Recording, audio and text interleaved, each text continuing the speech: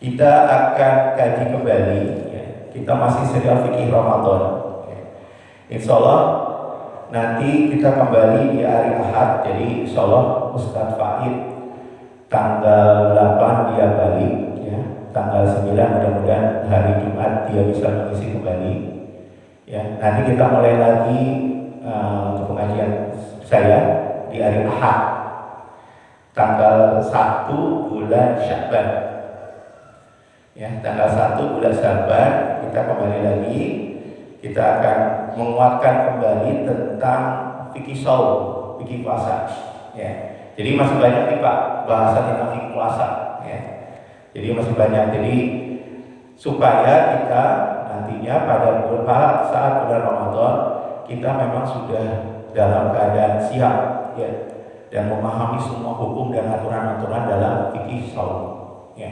Itu. Jadi saya punya target, kita target juga bagi diri kita sendiri, juga bagi jamaah mungkin di masjid ini, untuk mempersiapkan puasa itu dengan lebih baik daripada tahun-tahun sebelumnya ya. Jadi kita mempersiapkan puasa lebih baik daripada tahun-tahun sebelumnya yang belum paham dipahami pada saat ini ya. Nah, jadi gunanya majelis ilmu adalah sebenarnya untuk mengingatkan kita Pak, mengingatkan kita kembali bahwa kita punya ibadah-ibadah yang wajib kita ikuti dan syarat-syarat rukun-rukunnya harus terpenuhi. Nah itu.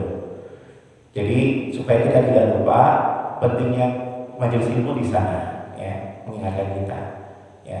Dan itu juga kewajiban kita sebenarnya tetap untuk selalu belajar, memahami. Karena makin dipelajari agama itu, ya, bukan makin ini ya Pak, makin banyak metodenya ya. Luar biasa itu. Kalau saya mendalami fikih ya, sekarang sampai kita tebal-tebal luar biasa Pak. Makin luar biasa juga, mungkin ilmu fikih itu luar biasa. Dan itu ilmu fikih itu ilmu awal yang harus kita pelajari karena untuk mencapai kita ke surga salah satunya. Oke, kita lanjutkan ke seri yang keempat kita bahas sekarang ya, tentang sunnah-sunnah puasa. Nah, sunnah puasa, nah di sini ada 4 Pak. Jadi yang pertama menyegerakan berbuka saat telah yakin, ingat ya, saat telah yakin masuk waktu maghrib. Syaratnya yakin dulu Pak. Ya, syaratnya yakin dulu. Ya, karena kalau masih ragu-ragu, ya, maka wajib berhati-hati Pak dengan mengakhirkannya sampai benar-benar yakin. Kalau enggak puasanya batal. Nah, hati-hati juga menjadi seorang muazin. Nah, ini. Makanya muazin itu ketika puasa harus muazin yang tetap. Ya, muazin yang tetap. Karena apa?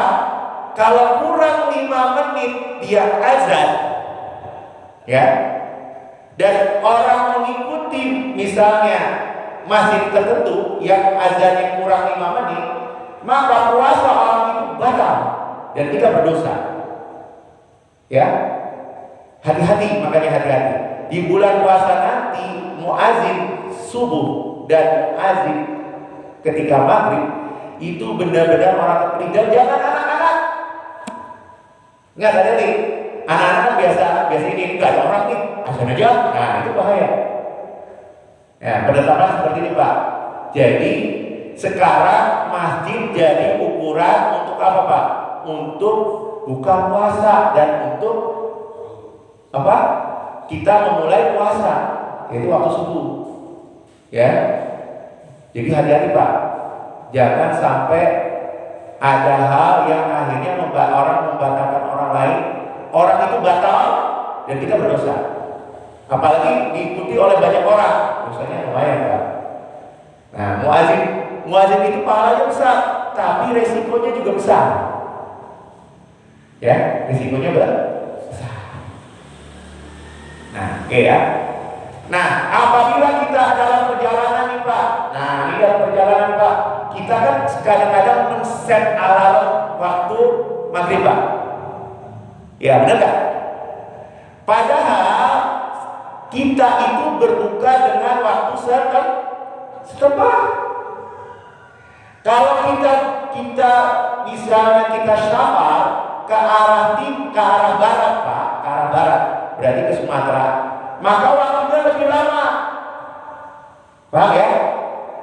Kecuali kalau kita ke arah timur, kita maju Pak. Paham ya? Nah kita set, kemudian kita pakai alarm kita berbuka, maka kita batal.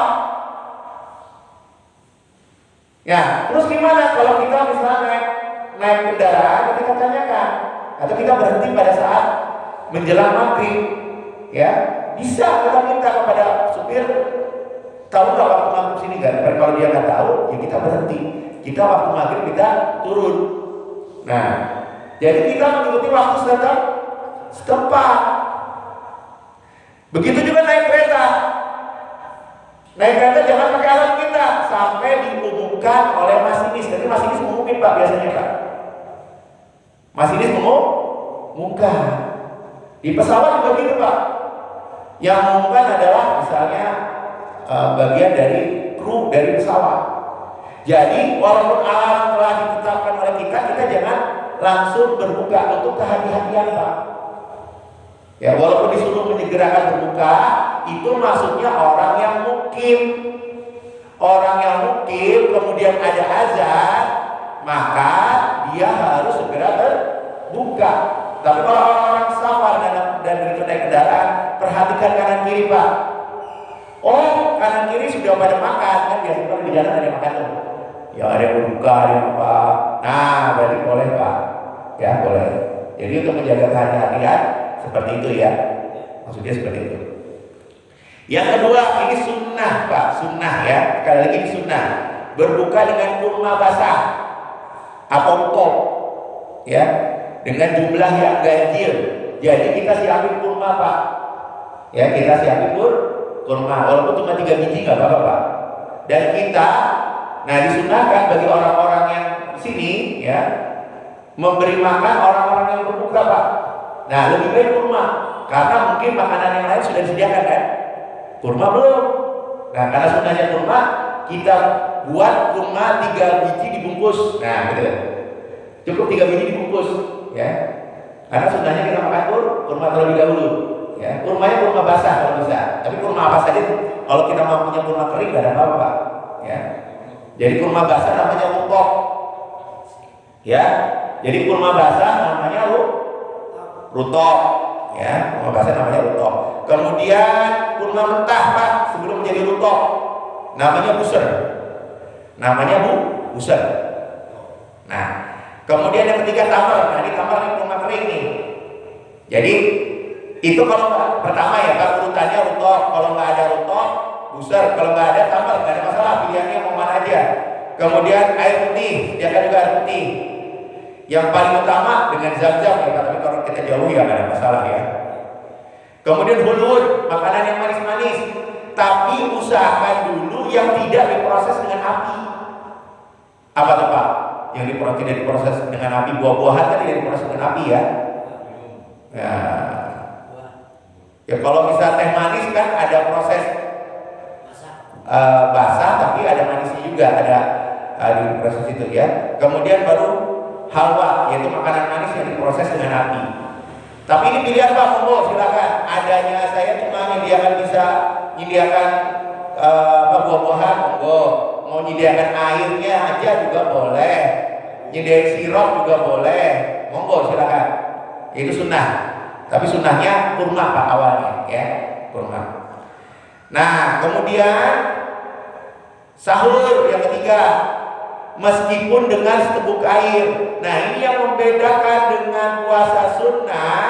Puasa sunnah nggak sahur nggak apa-apa Pak.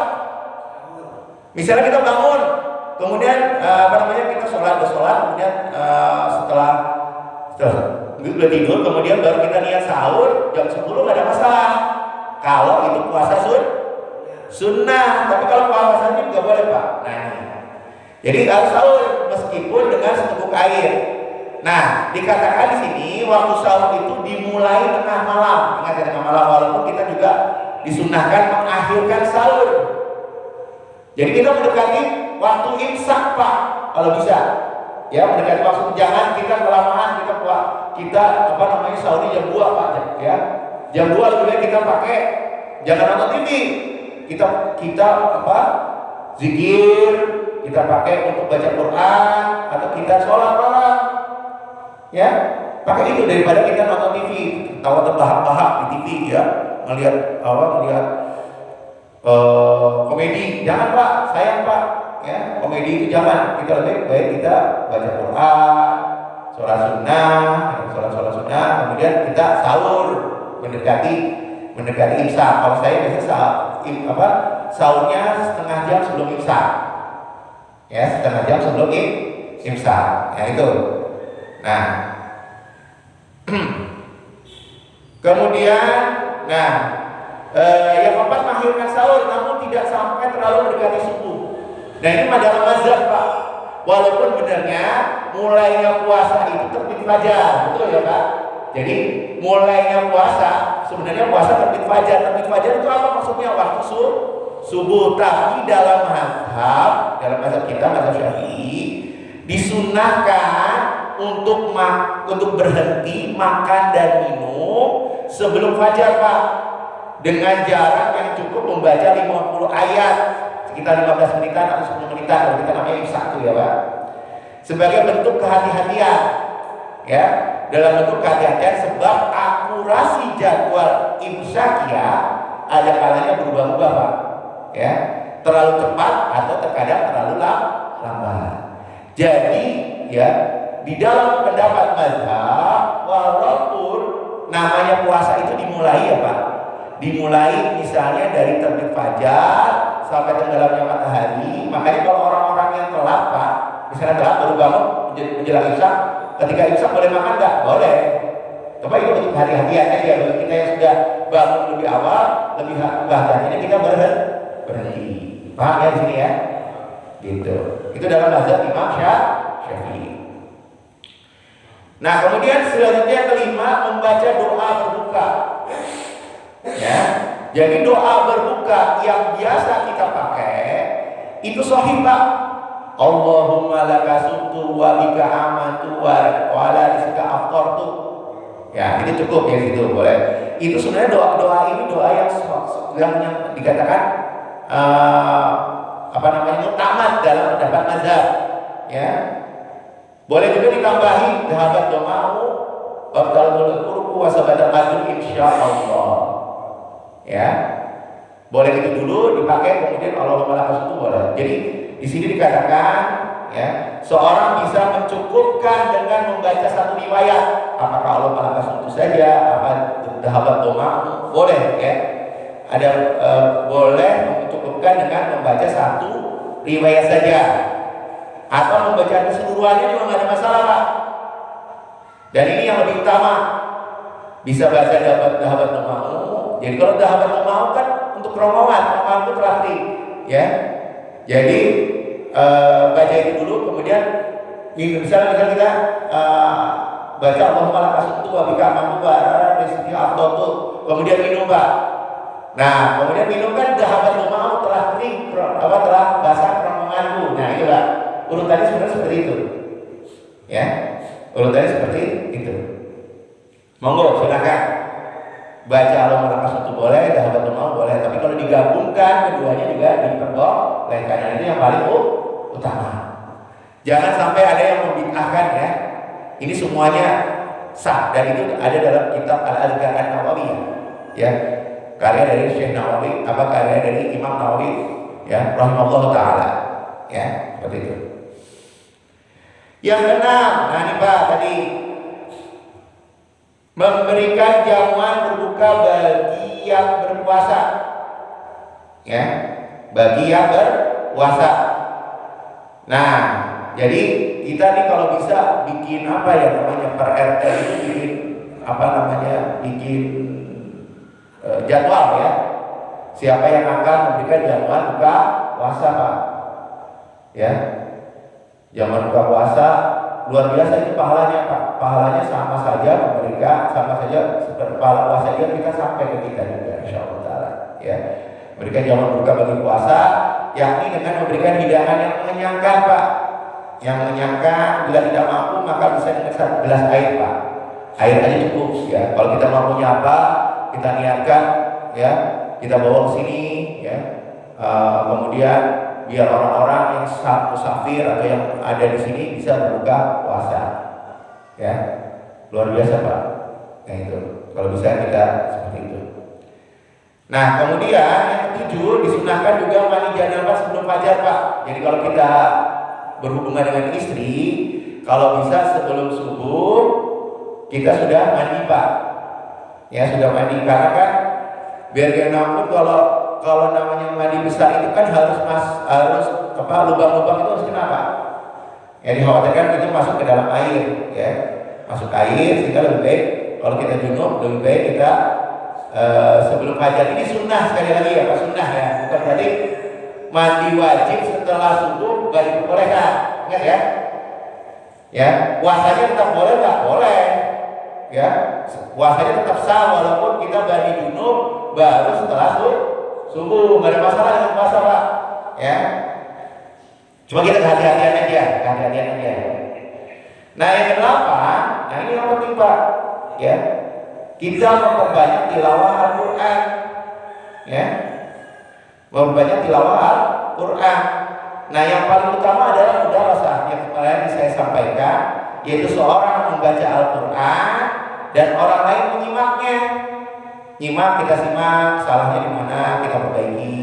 Nah itu sebenarnya paling bagus. Gantian juga Pak, gantian juga kalau bisa. Nah itu kita mudarasah, ya, kita membaca Al-Quran. Yang terbaik membaca Al-Quran seperti tadi, ada yang baca, ada yang mendengarkan, ada yang menyimak. Yang menyimak memperhatikan bacaan yang membaca dan saling koreksi. Nah itu bacaannya paling utama, itu sunnah-sunnahnya. Nah kemudian kita bicara kemakruhan Pak, ya. Bagian kedua kita baca kemakruhan saat berpuasa, ya. Yang pertama, mengunyah sesuatu tanpa ada yang masuk perut, ya. Walaupun mengunyah sesuatu kalau lebih baik hindari ya sebenarnya. Kalau apabila masuk maka batal puasanya, ya, batal puasanya. Jadi mengunyah sesuatu itu lebih baik dihindari karena hukumnya makruh. Kemudian mencicipi makanan tanpa ada hajat. Tanpa ada hajat nih Pak, kan cicipin itulah. Nah itu sebenarnya hukumnya makruh, tapi jadi batal kalau tertelat, ya. Tetapi kalau mencicipi makanan ada hajat, misalnya istri-istri kita mau merasakan rasanya nih, mau buka puasa, gak apa-apa Pak. Tapi jangan misalnya sesendok.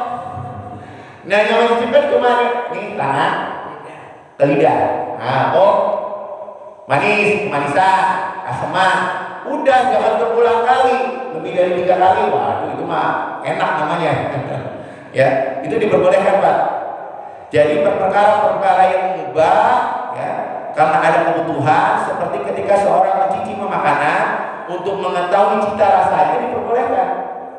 Ya, diperbolehkan, tapi jangan banyak, jangan satu sendok ini dimasukin, berarti itu mah nyicipin namanya ya.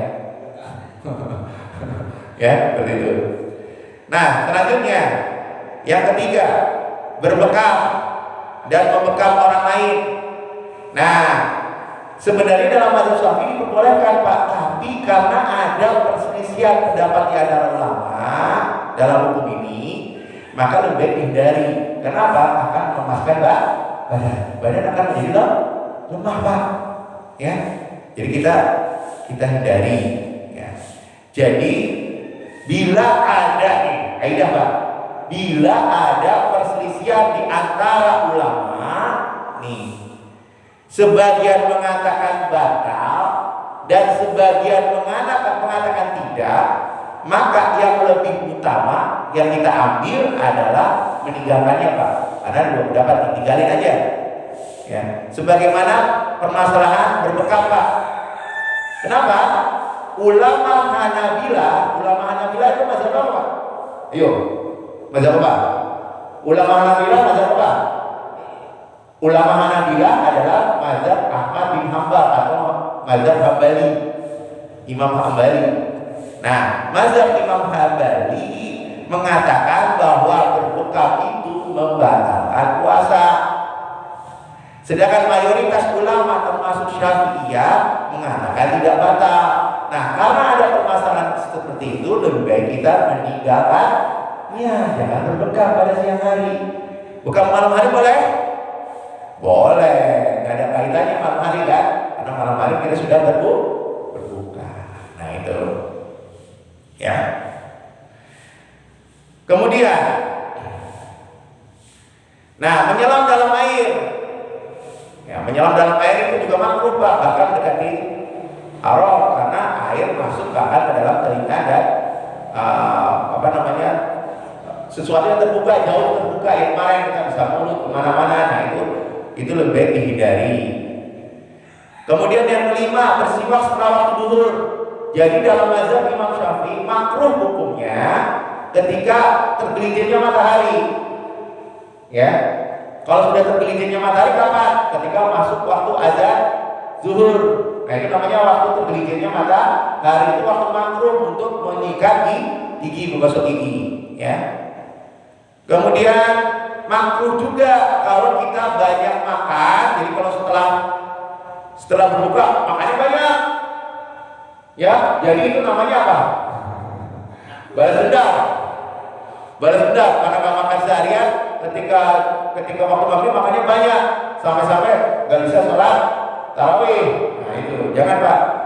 Juga tidur, walaupun tidur juga diperbolehkan, ya. Jangan, lebih baik kita baca Quran, ngaji atau zikir, ya, dan sebagainya, ya, seperti itu.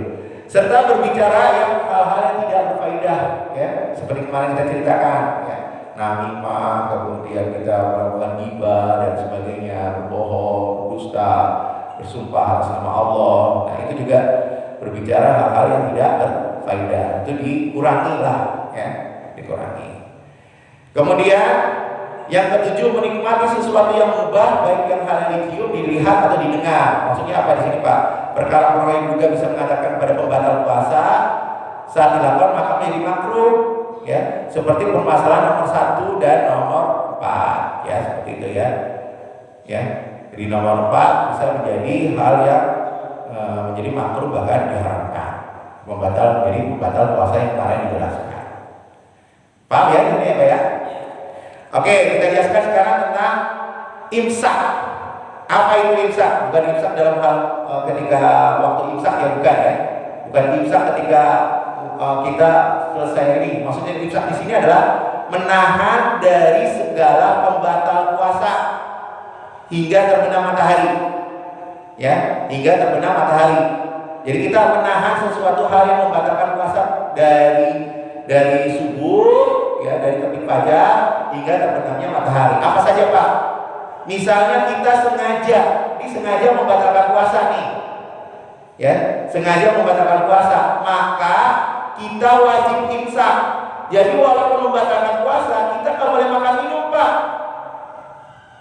ya, kita nggak boleh makan dan minum sampai apa? Sampai waktu maghrib. Jadi wajib imsak, menahan pembatal puasa, dia nggak boleh makan minum sampai waktu maghrib. Dan karena dia membatalkan puasa, maka dia wajib qadha di luar bulan Ramadan. Jadi wajib qadha di bulan wajib mengganti, ya, qadha itu artinya mengganti di bulan lainnya, di luar bulan Ramadan. Ya. Nah, ini yang kedua Pak, yang kemarin saya ngomong, ya. Kalau dalam mazhab, sekali lagi dalam mazhab, lupa berniat puasa di malam hari itu tidak dikatakan puasa. Ini dalam mazhab, ya, mazhab yang utama. Tapi kan kita sudah bahas kemarin, ya. Karena kita di sini itu menyulitkan, ya. Akhirnya kita taklid kepada Imam Malik. Kita berniat puasa dalam sebulan penuh. Paham ya Pak? Tapi kalau saya pribadi, saya melakukan ini.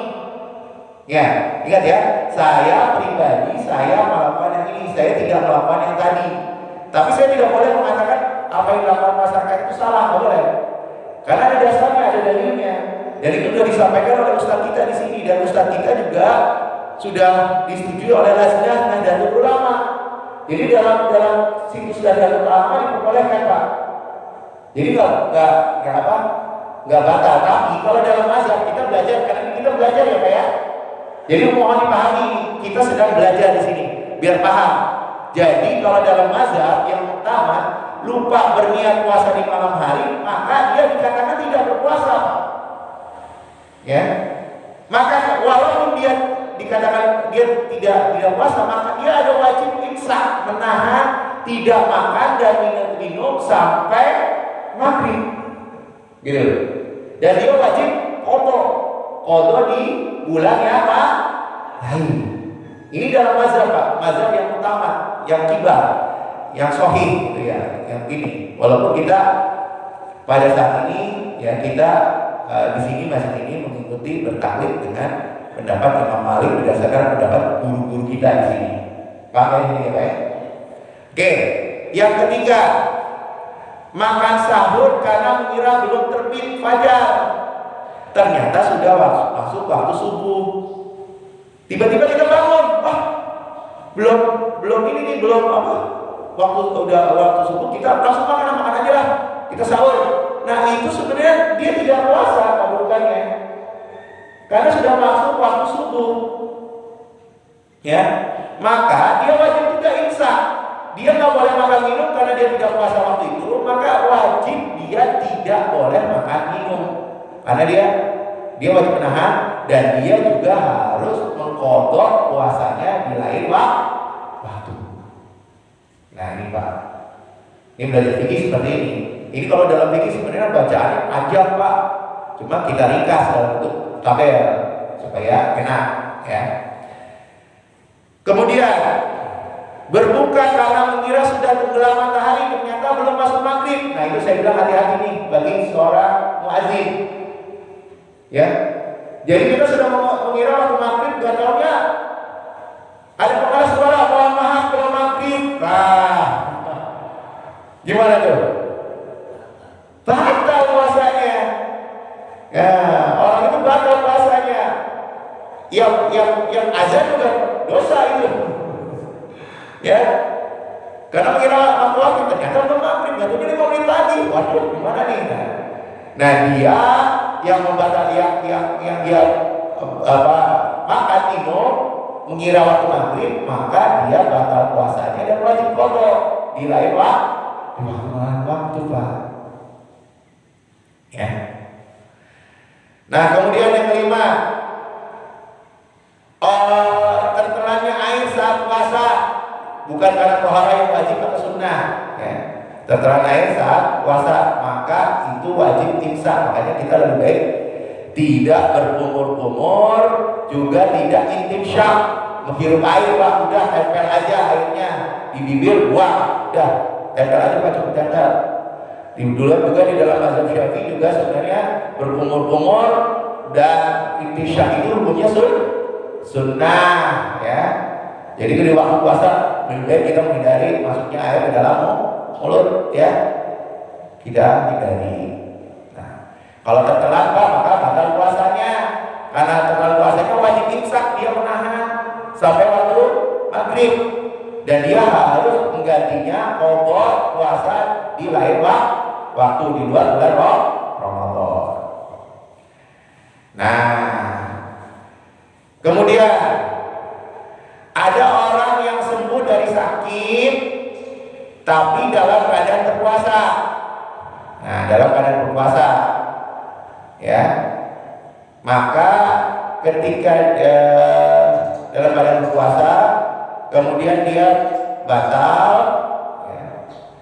Kemudian dia wajib imsak Pak, wajib menahan juga ya, karena dia sembuh dari sakit Pak. Kalau dia belum sembuh nggak ada masalah ya seperti itu. Kemudian nah, kalau musafir orang yang seharusnya bisa mungkin. Jadi ada musafir, kita contoh, kita pergi ke Jawa Tengah, misalnya kita kalau setelah bulan puasa kita mudik kita dalam keadaan musafir itu kita itu 3 hari atau 4 hari ya dalam mazhab ya Pak, 4 hari ya dalam mazhab. Nah, setelah 4 hari dihukumi kita mukim, bukan musafir lagi Pak. Ya, jadi bukan lagi status musafir kalau kita sudah 4 hari di tempat tersebut. Ini dalam mazhab. Maka kalau dalam keadaan berpuasa, ya dalam berpuasa, ya kemudian kita membatalkan, nah wajib imsak Pak, wajib imsak, ya wajib imsak. Kemudian dalam keadaan tidak berpuasa, ini disunahkan untuk ya imsak, dan dia kalau dia tidak berpuasa ya Pak, jadi mukim dia tidak berpuasa karena dia musafir yang sudah mukim tapi keadaan tidak berpuasa, maka dia sunnah imsak menahan sampai waktu maghrib, dan dia harus ganti di lain waktu karena statusnya sudah mukim, ya seperti itu. Oke. Kemudian yang ketujuh, anak kecil Pak, itu yang balik dicoret ya. Kalau balik itu bukan anak kecil lagi Pak, beda lagi ya, balik itu udah ketentuan hukumnya sudah masuk. Anak kecil dalam keadaan berpuasa, ya ini diajarin ya, walaupun ini sebenarnya anak kecil anak kecil itu sebenarnya kan tidak wajib Pak, benar nggak? Tapi disarankan kalau dia batal, ya dia batal, kalau bisa ditahan, ya jangan minum terus. Maksudnya menahan dia untuk membiasakan puasa dalam waktu. Tapi dia tidak perlu mengganti Pak, dia perlu kodok. Cuma diajarin aja. Tapi kalau misalnya nggak bisa, nggak masalah. Ya. Kemudian kalau tidak berpuasa, maka dia sunnah imsak Pak. Sunnah, hukumnya sunnah. Kalau nggak makan minum, kalau makan minum juga ada masalah. Sunnah imsak. Dan dia juga tidak wajib kodok karena masih anak kecil. Masih anak kecil. Nah kemudian seorang wanita suci dari haidnya, ya, atau nifas, ya nifas melahirkan pada siang hari, ya siang hari. Nah karena suci dari haid dan nifas pada siang hari, maka dia tidak wajib menahannya Pak, tapi sunnah imsak, penghormatan aja, tapi nggak masalah. Tapi suci dari haid dan nifas pada siang hari karena dia tidak puasa pada hari itu, maka dia harus menggantinya pada bulan yang lain, ya seperti itu. Kemudian sadar dari gila Pak, sadar orang sadar nih, orang yang tadi gila tiba-tiba jadi sadar pada siang hari, ya maka dia ya wajib imsak Pak, wajib imsak, tidak boleh makan minum, ya tapi dia tidak bisa menggantinya, ya karena dia baru sadarnya juga pada waktu siang. Nah kemudian kafir yang masuk Islam pada siang hari, orang kafir masuk Islam pada siang hari dan bulan Ramadan misalnya, ya, dan dia wajib imsak Pak.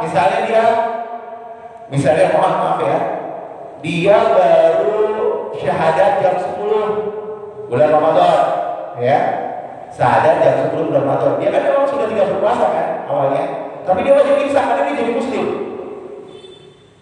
Karena dia sudah jadi muslim, dia wajib menahan untuk tidak makan minum sampai waktu maghrib, walaupun dia tidak berpuasa. Tapi dia tidak wajib untuk mengkodoknya, paham situ? Karena sudah siap Pak, kan harusnya dia kalau misalnya dia mulai malam sebelumnya, nah dia harus wajib puasa itu. Tapi karena dia baru misalnya masuk Islam jam 10, maka hari itu tidak dihitung dia berpuasa. Maka tidak wajib kok, tidak ada kodok di situ. Tidak ada kodok. Nah ketentuan-ketentuan ini harus kita pahami Pak, ya. Ketentuan-ketentuan ini harus kita pahami. Oke, sampai sini ada yang ditanyakan? Ada yang ditanyakan? Oke. Waalaikumsalam warahmatullahi wabarakatuh.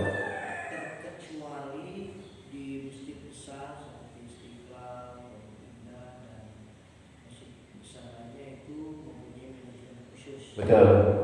Tapi masjid-masjid musola surau yang dekat dengan pemukiman rasanya perlu bikin manajemen mungkin. Kenapa? Ini kan dikatakan anak-anak tidak bisa azan. Orang yang ngerti agama pun belum tentu terpanggil. Orang yang sekitar masjid pun belum tentu terpanggil ketika azan itu sudah masuk. Ya, jadi terlalu berharap kepada orang yang muadzin tetap. Karena orang yang muadzin tetap juga nggak selamanya ada di Jadi dia mohon maaf misalkan sakit, Ya.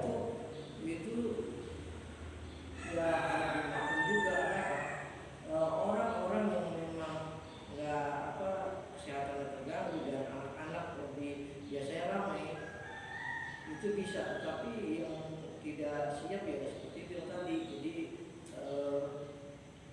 anak-anak istilahnya kaderisasi dan dia semua buka puasa bersama di sini. Nah jadi dia seperti itu gitu. Orang yang ngerti agama pun kadang-kadang nggak ada lagi nih anak, saya dia besok dia gitu.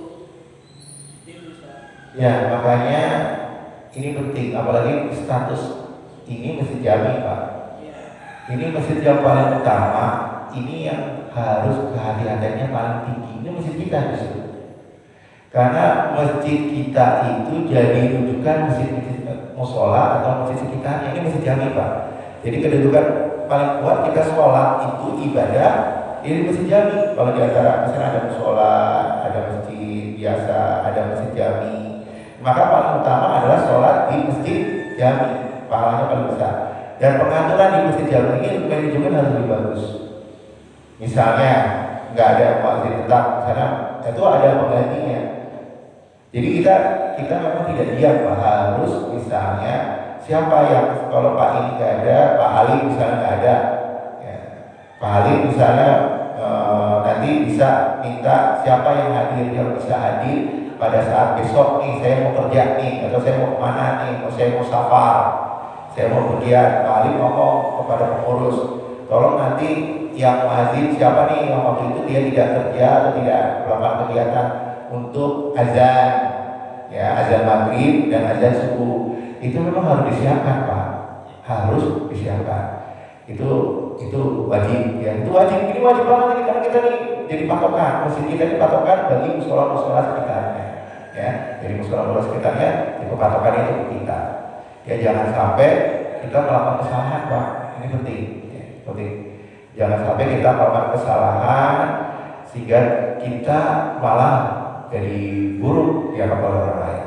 Nah itu memang harus disiapkan. Jadi kita masih punya waktu, insya Allah sebulan, karena kita nanti bulan Sya'ban untuk mempersiapkan itu semua. Insya Allah kepanitiaan memang harus dibentuk. Kepanitiaan masalah bagaimana nanti kita berbuka, ya itu memang harus diatur. Karena selama ini juga pengaturan belum ada. Nah kalau saya pribadi berharap orang-orang yang memang sudah sering di masjid ini kayak Pak Haji, ya, bisa mengaturnya Pak Haji. Itu ibadahnya pahalanya besar, ya. Nanti bisa diatur sama Pak Haji ini siapa. Kalau bisa manajemen pengelolaan muadzin, kemudian pengelolaan sahur, kemudian berbuka, itu sudah mulai di ini ya, bagi teman-teman yang sudah memang ingin mengabdikan dirinya, mewakafkan dirinya di masjid ini, ya, karena sudah waktu luang udah cukup banyak, ya. Saya sendiri juga untuk masjid saya akan all-out, Pak. Ya, walaupun saya masih kerja, all-out, apa yang bisa saya bantu sesuai dengan kemampuan saya aja. Ya saya kemampuannya seperti ini, saya bantu dengan ini, atau bantu dengan acara lain, nah itu saya all-out juga untuk masjid ini. Ya, teman-teman juga bisa, itu pahalanya besar. Jadi kita niatnya di sini ya untuk hanya karena Allah Ta'ala, untuk membantu mana yang kurang kita bantu, ya mana yang kurang kita bantu. Kalau misalnya perlu disampaikan ke manajemen masjid ini, ya tolong sampaikan aja, insya Allah akan kita penuhi, ya akan berusaha dipenuhi, ya walaupun mungkin secara bertahap, karena memang masjid kita ini jujur Pak masih butuh biaya besar untuk pembangunan. Jadi kita ini besarnya mau pembangunan Pak masih belum. Kita sudah mulai bagus nih, kita mulai terbuka bagus ya. Jadi pembangunan masih cukup panjang dan itu memang biaya besar ke arah pembangunan. Ya, jadi yang kita bisa kita lakukan Pak, ya kita usul ke manajemen, kalau bisa selain Pak Halim siapa aja yang bisa dikontrol juga anak-anak diberitahu jangan sampai azan ya, kalau azan yang diri aja, karena takutnya dia azan sendiri atau disuruh sama orang azan, padahal orang itu adalah orang yang bukan mungkin. Kadang-kadang Pak, mohon maaf ya, orang-orang musafir itu kadang-kadang suka nyuruh, udah sono azan, nah kan khawatir kita di situ kalau nggak ada kita Pak. Nah kalau ada kita kan bisa jangan belum waktunya. Nah itu khawatirnya di situ Pak, khawatirnya di situ. Maka kita kalau misalnya menjelang maghrib, lebih baik kita buka di sini. Saya juga tadi usahakan Pak, karena mungkin pulangnya agak lebih awal ya ketika bulan puasa, saya akan mulai mencoba untuk berbuka di masjid, ya bersama-sama. Setelah itu kita sholat berjamaah untuk sholat maghrib. Monggo kalau itu mau balik lagi pulang atau masih tetap di sini untuk pikiran, monggo silakan. Seperti itu, ya. Mudah-mudahan bisa ya. Oke. Ada lagi yang lain? Cukup? Cukup Pak? Siap? Insya Allah kita ya kajian untuk saya secara pribadi mungkin untuk sampai sebulan ini saya cukupkan ya, karena nanti insya Allah Ustaz Fahid itu dia baru balik tanggal 8 ya, mungkin tanggal 9 di hari Jumat beliau sudah aktif kembali, dan kita kembali ke jadwal awal saya, yaitu hari Ahad dan hari Rabu ya. Jadi saya kembali dari Ahad dan hari Rabu, dan di hari Rabu itu kita akan fokus membahas masalah fikih siap secara detail lagi, lebih mendalam lagi Pak, sampai nanti itikafnya di mana gitu. Itu nanti insya Allah kita bahas secara dalam. Supaya apa Pak? Supaya kita semuanya kita beribadah ketika bulan Ramadan benar-benar kita memahami Pak ilmunya, ilmu fikih terutama mazhab Imam Syafi'i ya. Itu saja dari saya, semoga bermanfaat. Kita tutup sama-sama dengan bacaan alhamdulillahirabbil alamin dan doa kafaratul majlis. Subhanakallahumma wa bihamdika asyhadu an la ilaha illa anta astaghfiruka wa atubu ilaik. Assalamualaikum warahmatullahi wabarakatuh.